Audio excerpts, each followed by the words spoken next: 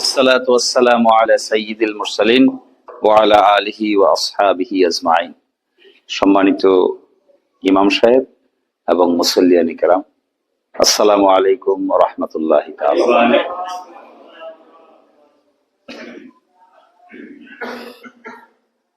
কোরআন শরীফের প্রথম শব্দ হলো ইকরা। কোরআন শরীফ নাজিল হয়েছে যে তরিকায়, যে সিস্টেমে, আল্লাহ তাআলা যে মেসেজ পাঠিয়েছেন, এই মেসেজের মূল মেসেজ হলো ইকরা।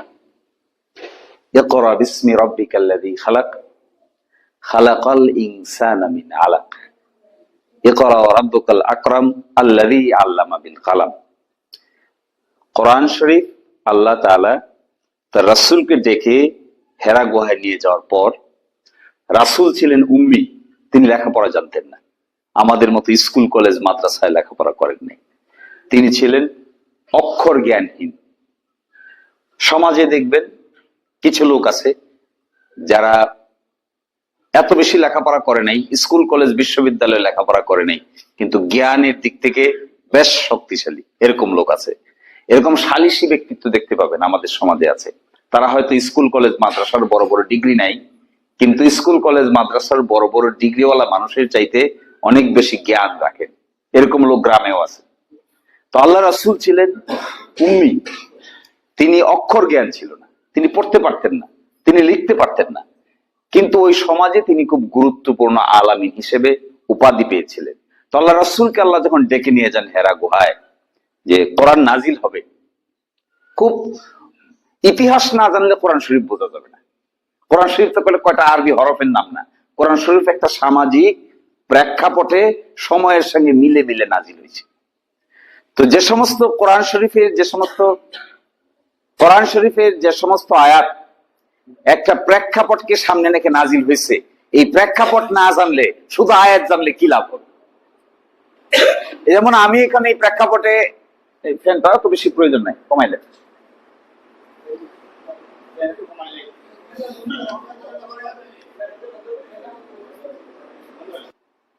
আমি আপনাদের কালদর গ্রামে আসছি। তো কালদর গ্রামে তো আমি এমনি আসি নাই, আমি তো আসছি এটার পিছনে অনেকদিন ধরে কাজ হয়েছে, কথা হয়েছে, আলোচনা হয়েছে, তারপরে এখানে সবকিছু ম্যানেজ করছে, তারপরে এখানে আসছি, এখন নামাজ পড়ছি। এখন যদি সরাসরি কেউ আমাকে বলে যে অমুকের দিকে এসি কালদর গ্রামে দাঁড়ায় আছে, যে প্রেক্ষাপট জানবে না, কেন হয়েছে, কিভাবে হয়েছে, কতদিন আগে থেকে শুরু হয়েছে, সে তো বুঝতে পারবে না যে কেন এই ভদ্রলোক ঢাকা থেকে এই দিরাইয়ের মাটিতে এসে গ্রামে জুমার নামাজ পড়তেছে, বুঝতে পারবে না। তো সেটা তো কোরআন শরীফ আয়াতগুলো কিন্তু এরকম, হঠাৎ করে আমি বললাম ইকরা পড়ো, এরকম না। কিন্তু এই ইকরা পড়ার ভিত্তিতে তো আর কোরআন শরীফ নাজিল হয় নাই। নাজিল হয়েছে আল্লাহ রাসূলকে আল্লাহ ডেকে পাঠাইছে, ডেকে পাঠিয়ে হেরা গুহায় নিয়ে গেছেন। হেরা গুহায় নিয়ে যখন ওনাকে বলছেন পড়ো, উনি বলছেন আমি পড়তে পারি না, কারণ আমি তো পড়াশোনা জানি না, আমি তো লিখতে জানি না, আমি তো উম্মি, আমি তো পড়তে পারি না। আল্লাহ বলছেন পড়ো, বলছে আমি পড়তে জানি না। আল্লাহ আবার বলছেন পড়ো, বলছে আমি পড়তে জানি না। তখন জিব্রাইল আল্লাহ রাসূলকে ধরে বুকের মধ্যে জড়ায় এরকম সাংঘাতিক ভাবে চাপ দিলে উনি জ্বরে কাঁপতেছিলেন। এই ওহী এমন এক ভার, এত বড় ভার এটা, যে সামলানো কিন্তু কঠিন। এবং কোরআন শরীফের ব্যাপারে আল্লাহ তাআলা কোরআন শরীফে বলছেন যে এটা আমি পাহাড়ের উপর যদি নাজিল করতাম তাহলে কি হইতো, আমি যদি এটা অন্য জায়গায় নাজিল করতাম, এর একটা ভার বহন করতে পারতো না। এরকম একটা ভারী জিনিস যখন আল্লাহ রাসূলকে দিয়েছেন, তখন তাকে যখন পড়তে বলা হলো, তিনি পড়তে পারেন না বলছেন বারবার। অবশেষে তিনি পড়ছেন। এই প্রেক্ষাপট আলোচনা করা আছে সূরা মুদ্দাসসির। কেউ যদি ভালো করে জানে, পড়তে চায়, তাহলে পড়ার বিষয়। ইতিহাস না জানলে, কোরআন শরীফের কয়েকটা অক্ষর জানলে মোটেও কোনো ভালো আন্ডারস্ট্যান্ডিং হবে না, ঐতিহাসিক প্রেক্ষাপটটা না জানায়। ফলে এখানে যে কথাটা ইম্পর্টেন্ট, যে কথাটা বলার জন্য আমি বলছি, দেখবেন নলেজ যাদের থাকে, আল্লাহ তাআলা কোরআনে বলছেন কুল হাল ইস্তাবিল্লাযীনা ইয়ালামুন ওয়াল্লাযীনা লা ইয়ালামুন, যারা জানে আর যারা জানে না তারা কি সমান? নো। যারা একটা জিনিস সম্পর্কে জানে, যার জ্ঞান আছে, যার ইলম আছে, আর যার ইলম নাই, যার জ্ঞান নাই, তারা দুইজন কোনোদিন সমান হইতে পারে না। আমি আপনাদের এই অঞ্চলের, সারা বাংলাদেশের অনেক সামাজিক বিষয় নিয়ে কাজ করে দেখেছি। আমাদের মধ্যে ইগো কাজ করে, ইগো, আমাদের মধ্যে এক ধরনের অহংকার বোধ কাজ করে। ব্যক্তি হিসেবে এই অহংকারটা কোথা থেকে আসে? এই অহংকারটা কখনো আসে ব্যক্তির, কখনো আসে শারীরিক সামর্থ্য, কখনো আসে টাকা পয়সা থেকে, কখনো আসে আত্মীয় স্বজনের জোর থেকে, কখনো আসে গোষ্ঠীগত দ্বন্দ্ব থেকে, কখনো আসে হলো কে উঁচু কে বড় কে ছোট এই ভাবসাব থেকে। আমরা বিশ্ববিদ্যালয়ে পড়েছি, অহংকারে আর পা ফেলতে পারি না রাস্তায়। আমি অমুক গোষ্ঠীর অমুক লোক, অহংকারে আমার আর রাস্তা চলে না। আমার অনেক টাকা পয়সার মালিক, গাড়ি আছে, বাড়ি আছে, ঢাকায় আছে, সিলেটে আছে, লন্ডনে আছে, আমেরিকায় আছে, সুতরাং আমার আশেপাশে আর কে আছে? এই যে অহংবোধ, এই অহংবোধ তাদের মধ্যে বেশি থাকে যাদের জ্ঞান আল্লাহ তাআলা কম দিয়েছে। সত্যিকার অর্থে যদি জ্ঞান থাকে, তাহলে বলেন একটা লোকের যদি দুনিয়া সম্পর্কে জ্ঞান থাকে, আখিরাত সম্পর্কে জ্ঞান থাকে, আল্লাহ সম্পর্কে জ্ঞান থাকে, রসুল সম্পর্কে জ্ঞান থাকে, তাহলে এই লোকটা কি করে আবার একই সাথে অহংকারী হবে? এই দুনিয়ার সৃষ্টি জগতের এত বিস্তৃত তুলনায় আমার আপনার সম্পদ কতটুকু? খোদার এই এত বড় বিস্তৃত জগতের তুলনায় আমার আপনার শরীরের সামর্থ্য কতটুকু? এইখানে বসে দেখেন না, এই আমাদের ইমাম সাহেব নিশ্চয়ই একটা ভালো মাদ্রাসায় পড়ে আসছেন, কামিল পাস। কামিল পাস হয়ে তিনি এখানে ইমামতি করতেছেন। কালকে উনি সিলেটে যাক, গিয়া কুদরতুল্লাহ মসজিদে নামাজ পড়াক, ওনাকে কুদরতুল্লাহ মসজিদে জুমার খুতবা দেওয়ার জন্য দিবে কেউ? দিবে না। কারণ কি? ওখানে আরো আরো বড় বড় আলেমরা এখানে আছে, আছে না? তাহলে এই ভাই যদি সিলেটে যায়, সিলেটে যাওয়ার পরে এই মসজিদে ওনার যে গুরুত্ব, সিলেটে কুদরতুল্লাহ মসজিদে কেউ কি ওনারই গুরুত্ব আছে?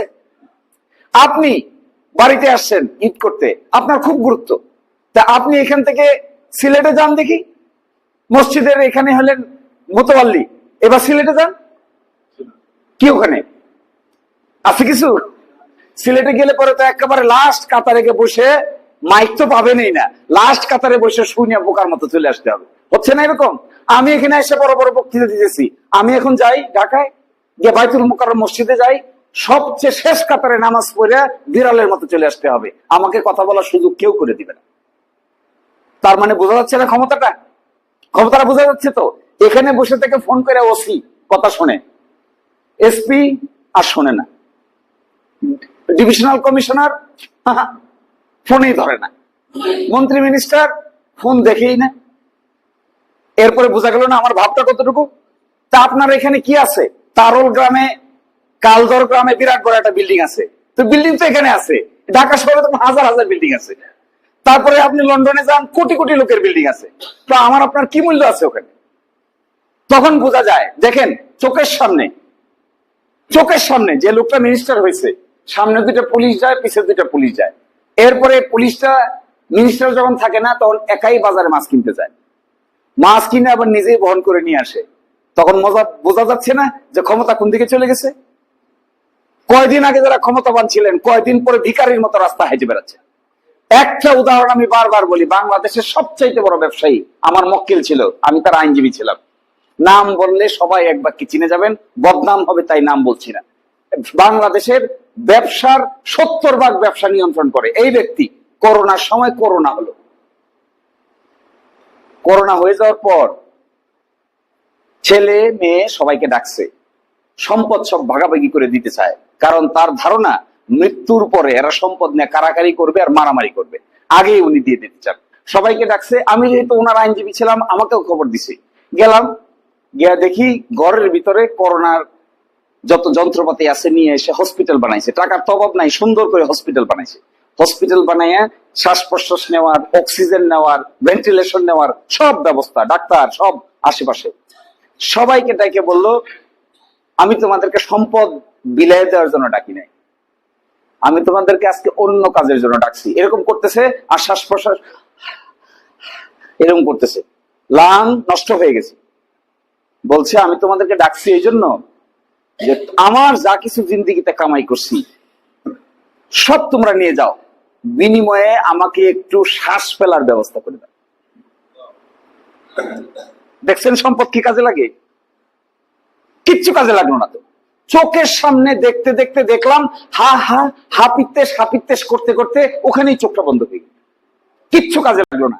80% ব্যবসার মালিক, সম্পদের মালিক কিচ্ছু কাজে লাগে না। যার জ্ঞান আছে তার মাঝে অহংকার কোনোদিন কাজ করতে পারে না। আমি এই কথাটা বলার জন্যই বারবার বলছি, যার নলেজ আছে দুনিয়া সম্পর্কে, যার নলেজ আছে জীবন সম্পর্কে, যার নলেজ আছে আখেরাত সম্পর্কে, এ কোনোদিন নিজেকে অহংকারী হিসেবে প্রতিষ্ঠা করতে পারবে না। একটা ঘর আছে তো কি হয়েছে, ঘরে 3 তালা বানাইছেন তো কি হয়েছে, আপনি না এখানে 3 তালা বানাইছেন, এরকম কোটি কোটি লোক 3 তালার মালিক, তাতে কি হয়েছে? আপনি দেখতে একটু সুন্দর, তাতে কি হয়েছে? পৃথিবীর এমন লোক আছে, মিশরে যান, সৌন্দর্য দেখলে পাগল হয়ে যেতে। যদি কেউ মিশরে গিয়া থাকেন, ইজিপ্টে গিয়া থাকেন, মানুষের চেহারার সৌন্দর্য দেখলে আমার আপনার চেহারার একটু সৌন্দর্য আছে, এই জন্য যে অহংকারটা দেখাই, এইটা 2 পয়সার কাজে লাগবে। সৌদি আরবে যান, কাতারে যান, কুয়েতে যান, এখানে এসিতে বসবাস করেন না, তাই খুব অহংকার। গিয়া দেখেন ওখানে কাজের লোকেও এসিতে বসবাস করে, থাকবে না তো এই অহংকার, থাকে না। তারপরে কেন এই অহংবোধ মানুষকে এমন এক পর্যায়ে নিয়ে যায়, তখন মানুষের এদের ব্যাপারে আল্লাহ তাআলা বলছেন যে এমন লোক দুনিয়াতে আছে যাদের চোখ আছে কিন্তু দেখে না, যাদের কান আছে কিন্তু শোনে না, অন্তর আছে কিন্তু উপলব্ধি করে না। আল্লাহ বলছেন উলাইকা কালানাম বাল হুম আদাল, এরকম লোক যারা আছে তারা পশুর চেয়ে নিকৃষ্ট। ফলে সময় নাই, আমি আপনাদেরকে যে কথা বলার জন্য বলছিলাম, ইসলামের মূল মেসেজ হলো পড়ো, মূল মেসেজ হলো জ্ঞান অর্জন করো, মূল মেসেজ হলো এ করা, মূল মেসেজ হলো এই পড়ার জায়গাটা কি, 2 দিন দুনিয়া সম্পর্কে জ্ঞান অর্জন করো। কোথায় ছিলা তা আগে বুঝো, কোথায় এখন আছো তা বুঝো, কোথায় যাবা তাও বুঝো, এই সিরিয়ালটা বুঝো। যে এই জায়গায় ছিলাম না তো যে জায়গায় এখন আছি, ইমাম সাহেব যে জায়গায় আছেন এই জায়গায় ছিলেন না তো তিনি, আমি যে জায়গায় আছি আমি তো এই জায়গায় ছিলাম না, থাকবো না। এই জাহাঙ্গীর ভাই এই জায়গায় ছিলেন না, সিলেট থেকে এই জায়গায় আসছেন, কিছুক্ষণ পরে থাকবেন না, তারপরে বোঝা যাবে না ক্ষমতাটা কত দূর। তো তারপরে কি আছে আর, যিনি আজকে ডিসি সাহেব আছেন, এসপি সাহেব আছেন, কি আছেন কতক্ষণ? এক পত্রিকায় এক সাংবাদিক রিপোর্ট করছে, পরের দিন এসপি রে বদলি করে পাঠাই দিছে ওএসডি করে, তো শেষ তো। এর আগে তো অস্ত্রের ঝঞ্ঝনানির কারণে চোখের গরম, পোশাকের গরম, গাড়ির গরম, অমুকরে ধরো, অমুকরে জেলে পাঠাও, অমুকরে বন্দি করো, ফিনিশ। শুধু একটু সময়ের ব্যাপার। ফলে এই জ্ঞান যদি আমাদের থাকে, আমরা অর্জন করতে পারি যে ছিলাম কোথায়, আছি কোথায়, আর যাব কোথায়। এইবার দেখবেন অহংকার কাজে লাগবে না, টাকার অহংকারকে অহংকার মনে হবে না, গাড়ি বাড়ি নারী হারির মালিক হলে এটাকে এত বেশি গুরুত্বপূর্ণ মনে হবে না, মনে হবে এটা সাময়িক। আমি আপনি যে টাকাটার মালিক, যে ধনটার মালিক, যে দৌলতটার মালিক, এটা একটা সাময়িক। একটা ভূমিকম্প হলে সব ভেঙে চুরমার হয়ে যায়। কেউ যদি জাপানে বসবাস করে থাকেন, জাপানে গিয়ে থাকেন, তাহলে দেখবেন জাপান অঞ্চলে, কোরিয়া, জাপান, বড় বড় অট্টালিকা 20 তলা, 100 তলা, 200 তলা, মুহূর্তেই ভূমিকম্পে উলট পালট হয়ে নদী গর্ভে বিলীন হয়ে যায়। তখন এগুলো দেখে বুঝতে হবে, এগুলো দেখেও যদি আমরা না বুঝি, তারপরেও নিজের দেমাগ আর অহংকারকে রক্ষা করে চলতে চাই, তাহলে এটা মূর্খতা ছাড়া আর কিছুই হবে। আল্লাহর দুনিয়ায়, আল্লাহর বিস্তৃতির সামনে আর কোনো মানুষের, কোনো ব্যক্তির, কোনো গোষ্ঠীর, কোনো দলের, কোনো নেতার কারো বিস্তৃতি এত বিস্তৃত নয় যে আল্লাহকে চ্যালেঞ্জ করে কেউ জীবিত থাকতে পারে। এইটা নেভার এভার পসিবল। পরে আল্লাহর এই জমিনে আমাদের কাজটা হলো বোঝা যে আমি সাময়িক করতে যে খেলাফতের দায়িত্ব পালন করার জন্য আসলাম, আমার আগের অবস্থানটা ছিল, আমার কোনো অস্তিত্ব ছিল না, আমি একটা সাময়িক সময়ের জন্য দুনিয়াতে এসেছি, এই দুনিয়াটাই নির্ধারণ করবে আখেরাতটা আমার কেমন হবে। এই আখেরাতটা যদি কামাই করতে হয়, তাহলে দুনিয়াটাই সঠিকভাবে পরিচালনা করতে হবে। এই দুনিয়াতে ব্যক্তিগতভাবে আমার জীবন জিন্দেগি যদি এলেমের ভিত্তিতে পরিচালিত না হয়, দিন দুনিয়ার ভিত্তিতে পরিচালিত না হয়, তাহলে আমার আখেরাতের চিরন্তন জায়গাটা ভালো হবে না। এটাই হলো এই শতসিদ্ধ এলেম, আল্লাহর পক্ষ থেকে মেসেজ। আল্লাহর পক্ষ থেকে এই মেসেজ যদি আমরা পরিপালন করতে না পারি, দুনিয়াতে হানাহানি করি, মারামারি করি, বংশ গরিমা দেখাতে চাই, দখল করতে চাই, উচ্ছেদ করতে চাই, কাউকে চিরতরে বিনষ্ট করে দিতে চাই, কাউকে বাড়িঘর থেকে উচ্ছেদ করে দিতে চাই, কারো সম্পদ দখল করে আনন্দ পাই, কাউকে কষ্ট দিয়ে আনন্দ পাই, কোনো কিছুই বৃথা যাবে না, শেষ পর্যন্ত জবাবদিহি করতেই হবে। এবং এই নলেজ যাদের আছে তারা অবশ্যই তাদের চাইতে উত্তম যাদের এই নলেজ নাই। এই জায়গাটুকুই কোরআন শরীফের 30 পারায় দেখবেন আল্লাহ তাআলা এই সূরা নাবা থেকে শুরু করেছেন, এখান থেকে শুরু করে সূরা নাস পর্যন্ত এই জায়গাতে আল্লাহ তাআলা তার রাসূলের মাধ্যমে মানুষকে তাওহীদ, রিসালাত এবং আখিরাতের জ্ঞান দিচ্ছেন। প্রথম জ্ঞান দিচ্ছেন যে এই দুনিয়াতে আল্লাহ এক এবং অদ্বিতীয়, তাকে মানতে হবে। দ্বিতীয় মানতে হবে আল্লাহ রাসূল, তিনি হলেন হযরত মুহাম্মদ মুস্তাফা সাল্লাল্লাহু আলাইহি ওয়াসাল্লাম, আল্লাহর প্রেরিত রাসূল, এটা মানতে হবে। তৃতীয়ত হলো আখিরাত, মৃত্যুর পরে একটা জীবন হবে, এই জীবনে সবাই আমরা উত্থিত হব, উত্থিত হলে আমাদের বিচার হবে, রাইট হবে, লেফট হবে, কিয়ামত আছে, কাতিবিন আছে, তারা সব প্রকাশ করবে, আমার আপনার সব প্রকাশিত হয়ে যাবে, এটাতে বিশ্বাস থাকতে হবে। ফলে এখনকার দিনে আমি আপনি কোথায় কি অহংকার করি, তো সেই অহংকার একদিন প্রকাশিত হবেই। ধরেন ফর এক্সাম্পল, কাউকে শায়েস্তা করার জন্য আপনি পরিকল্পনা করলেন, আমি পরিকল্পনা করলাম যে এই যে ইউসিসির এই জিইউসিসি, এই যে সুন্দর সাদা গেঞ্জি পরে বাইরে বসে আছে, ওকে আমি শায়েস্তা করব, পরিকল্পনা করলাম। দুনিয়ার কেউ জানলো না, একা একা করলাম, যাকে নিয়ে করলাম সেই জানে, আর কেউ জানে না। এই ঘটনা কি একদিন প্রকাশিত হবে না? আল্লাহ তাআলা কি এটা প্রকাশ করবেন না? আল্লাহ তাআলা সেদিন প্রকাশ করবেন, যেদিন প্রকাশ করবেন এদিন আমার আপনার আর কোনো জবাব দেওয়ার রাস্তা থাকবে। এইখানে দেখেন মসজিদে যারা বসে আছি, আমরা যদি গোপনে জিনা ব্যভিচারের সঙ্গে সম্পৃক্ত থাকি, এখন না লুকিয়ে রাখতেছি, এখন না দুনিয়ার কেউ জানে না, কেউ দেখে নাই, ফাঁকি দিয়ে দিলাম, কিন্তু একদিন তো একদিন আসবেই যেদিন আপনি অট্টালিকায় বসবাস করতে পারেন, সম্পদের মালিক হতে পারেন, ধনী হতে পারেন, পাওয়ার থাকতে পারে, কিন্তু অপকর্ম সব পাবলিকলি প্রকাশিত হয়ে যাবে। সেই দিন লজ্জা, অপমান, অসম্মান, অশ্রদ্ধা ছাড়া আর কিছুই বকেয়া থাকবে না। এখন সেটা মনে হচ্ছে যে মসজিদের মুতাওয়াল্লি না জানি কত পাওয়ারফুল, ইমাম সাহেবকে যা ইচ্ছে তাই বলেন। এরপরে যখন প্রকাশিত হয়ে যাবে, এই মসজিদের ইমাম সাহেব যখন হাঁটতে হাঁটতে জান্নাতে চলে যাবে, আর মুতাওয়াল্লি সাহেব যখন পিছনে পড়ে থাকবে, তার সব অপকর্ম প্রকাশ হয়ে যাবে, মসজিদের কোন টাকা মেরে খাইছে, কোন হিসাবে গোলমাল করছে, সেদিন এই ইমাম সাহেবই হবেন ইজ্জতবাড়ি লোক, আর এই মুতাওয়াল্লি সাহেব হবেন সবচাইতে বেশি অপমানজনক সিচুয়েশনে পড়বেন। ভুলে গেলে চলবে না ক্ষমতার এই পার্টটুকু। ক্ষমতা কোথা থেকে আসে? ক্ষমতা আসে ব্যক্তির সামর্থ্য থেকে। এই ব্যক্তির সামর্থ্যটা কেমন? কেউ কেউ দেখবেন শারীরিক ভাবে সামর্থ্যবান, এটা একটা ক্ষমতা, যে আমি অন্যের চেয়ে দেখতে সুন্দর, আমার বডি স্ট্রাকচার ভালো, আমি অনেক কাজ করতে পারি, এই একটা ক্ষমতার উৎস। আরেকটা বড় ক্ষমতার উৎস হলো ধন দৌলত। যাদের টাকা আছে, পয়সা আছে, এরা টাকার গরমে মানুষকে মানুষ মনে করে না, এই আরেকটা উৎস। আরেকটা বড় উৎস আছে ক্ষমতার, যারা সরকার কিংবা বিভিন্ন জায়গায় বড় বড় চেয়ার দখল করে আছে, তাদের আরেকটা আছে। আরে ভাই, কয়দিনের জন্য এমপি হবেন, কয়দিনের জন্য মন্ত্রী হবেন, কয়দিনের জন্য চেয়ারম্যান হবেন? জগতের কোন এমপি কি আজীবন বেঁচে আছে? কত এমপি লাশ হয়ে কোথায় মরছে, কোথায় মাটি দিচ্ছে, তাও খুঁজে পাওয়া যাচ্ছে। কত মন্ত্রী, কত মিনিস্টার কোথায় কোথায় কোন জায়গায়, কত মিনিস্টারের সাথে চলাফেরা করেছে, আমরা দেখছি, ওঠা বসা করেছি। তাদের পরিবারে একটা লোক এখন নাই যায় নাকি তার সুনামটা ধরে রাখবে, একটা লোকও নাই, এরকম লোক আছে। ফলে কোথায় কি দাঁড়ালো? ফলে ইম্পর্টেন্ট ইস্যু ক্ষমতা প্রদর্শন করতে যাবেন না। নেভার এভার শো ইউর পাওয়ার। যদি পাওয়ার প্রদর্শন করেন, যদি পাওয়ার আমি প্রদর্শন করি, যদি আমি অহংকারী হয়ে নিজের কর্তৃত্ব অপরকে দেখানোর জন্য যাচ্ছে তাই ভাবে পাওয়ার প্রদর্শন করি, একদিন আসবে পরাক্রমশালী খোদার সামনে দাঁড়িয়ে একটা প্রশ্নের উত্তর দেওয়া যাবে। That day will be really difficult day. That day will be really critical day for every person. ফলে we have to be careful. We have to be very aware of. সময় এসেছে এগুলো থেকে বের হতে হবে, গোষ্ঠী প্রথা থেকে বের হতে হবে, পরস্পরকে অসম্মান অশ্রদ্ধা করা থেকে বের হতে হবে, প্রতিশোধ নেওয়ার নাম ধরে মানুষকে অপমান করা থেকে বের হতে হবে। যদি আমরা বের হতে পারি, তাহলে ইসলামের সৌন্দর্যটা আমরা দেখতে পাবো।